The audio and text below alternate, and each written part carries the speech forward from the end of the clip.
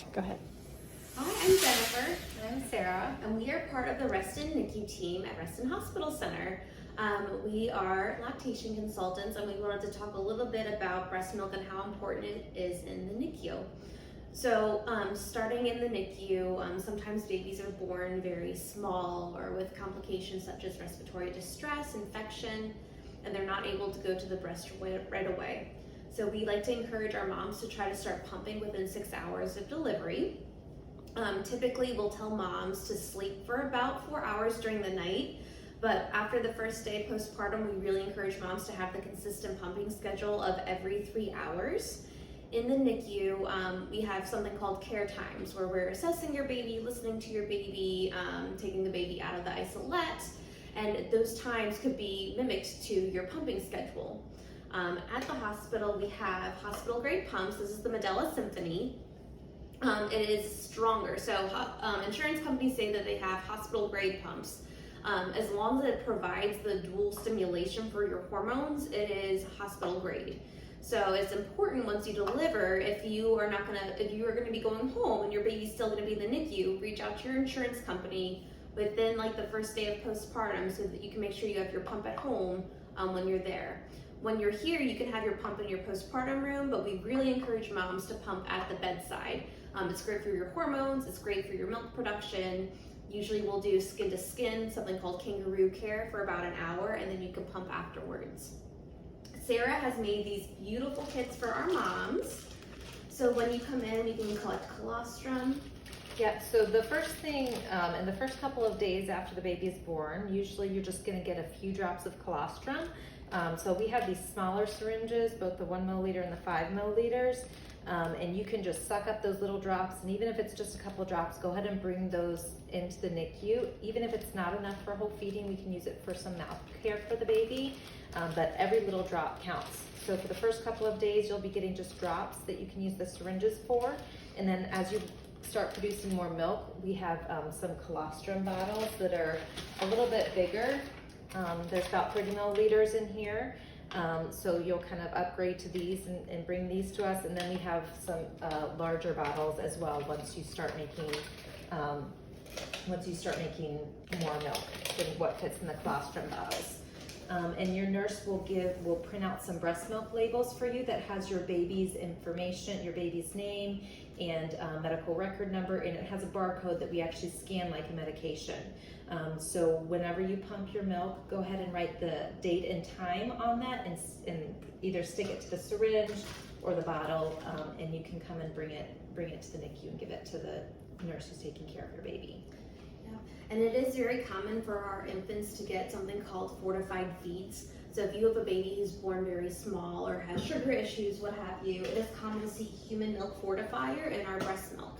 So when we use this and moms still have the goal of breastfeeding, what we do is when the baby is ready for it, we will allow you to breastfeed for a certain amount of time. Usually it's about 10 to 15 minutes. As the baby gets older, has more endurance, they can go longer.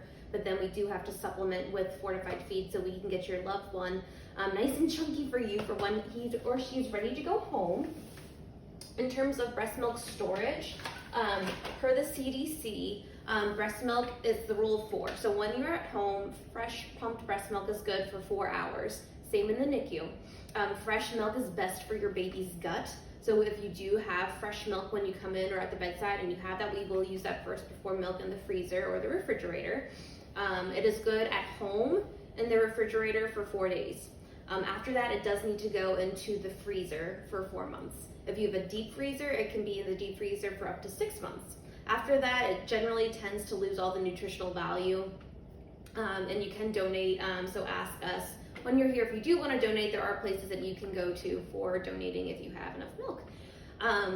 When you are in the hospital though, per the Academy of Nutrition and Dietary, we do only keep breast milk in our refrigerator for 48 hours because we are an ICU.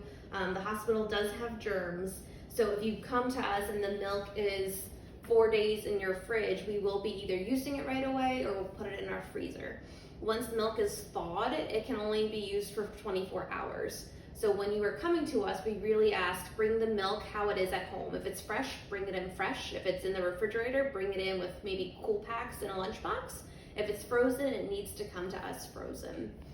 Other than that, can't think of anything else. I think another important thing to keep in mind for premature babies or babies who come to the NICU is like what Jen mentioned. A lot of times they may not be going to the breast right away, especially for very premature infants. They may be on respiratory support to help them breathe, and so they're just not able to go to the breast. For very premature babies, it's kind of a slow process where once their breathing starts to stabilize, they can start going to the breast, to an empty breast to kind of practice a little bit. And then as they, usually around 34 weeks or so is when they will be able to start like taking a bottle and being able to regulate their sucking and swallowing and breathing. And so at that time, sometimes we'll try like where you can actually put the baby to your breast to try and breastfeed a little bit.